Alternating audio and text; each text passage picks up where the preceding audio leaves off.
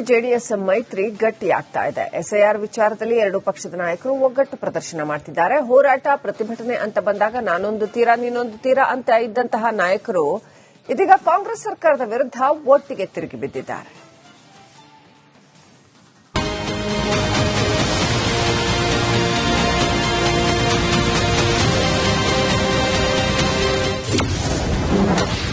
SIR ವಿಚಾರದಲ್ಲಿ BJP JDS ಒಗ್ಗಟ್ಟು,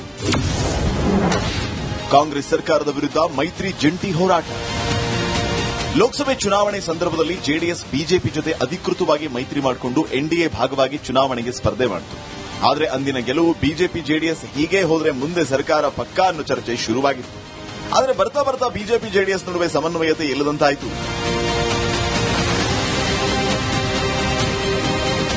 ಮೊದಮೊದಲು ಮೈತ್ರಿ ನಾಯಕರ ಹೋರಾಟ ಹೇಗಿತ್ತು ಅಂದ್ರೆ ನಿಮ್ಮ ವಿಚಾರಗಳು ನಿಮಗೆ, ನಮ್ಮ ವಿಚಾರ ನಮಗೆ ಅನ್ನುವಂತಾಗಿತ್ತು.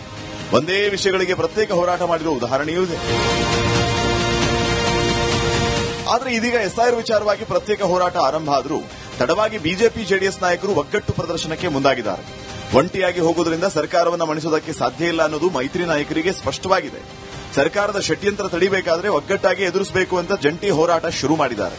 ಹೀಗೆ ಮೈತ್ರಿ ಮುಂದುವರಿಯುವುದು ಒಳ್ಳೆಯದು ಅಂತ ಬಿಜೆಪಿ ನಾಯಕರು ಸಹಮತ ವ್ಯಕ್ತಪಡಿಸಿದ್ದಾರೆ.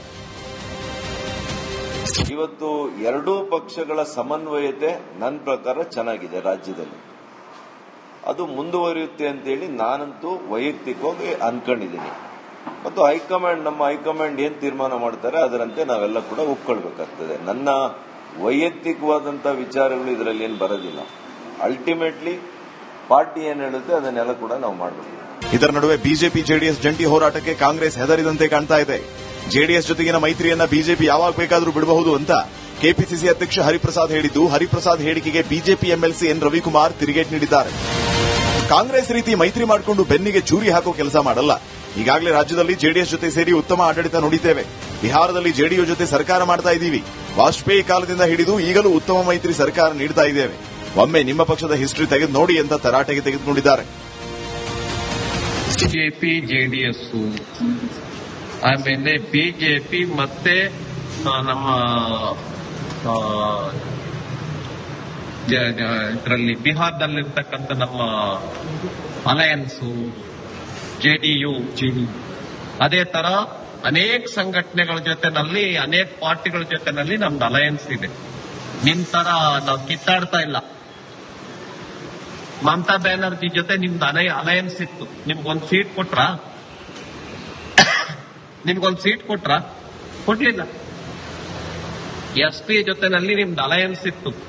ಅವ್ರು ಎಷ್ಟು ಕೊಟ್ಟರು ನೀವು ಅವ್ರ ಜೊತೆ ಬಾರ್ಗೇನೇ ಮಾಡಲಿಲ್ಲ. ಎಸ್ಪಿ ಜೊತೆ ಉತ್ತರ ಪ್ರದೇಶದ ಎಲೆಕ್ಷನ್ ಮಾಡಿದಾಗ ಎಸ್ಪಿ ಅವ್ರದ್ದು ನಿಮ್ದು ಹೇಗಿದೆ ಸಂಬಂಧ, ಮಮತಾ ಅವ್ರದ್ದು ನಿಮ್ದು ಹೇಗಿದೆ ಸಂಬಂಧ ಪಾರ್ಟಿನಲ್ಲಿ.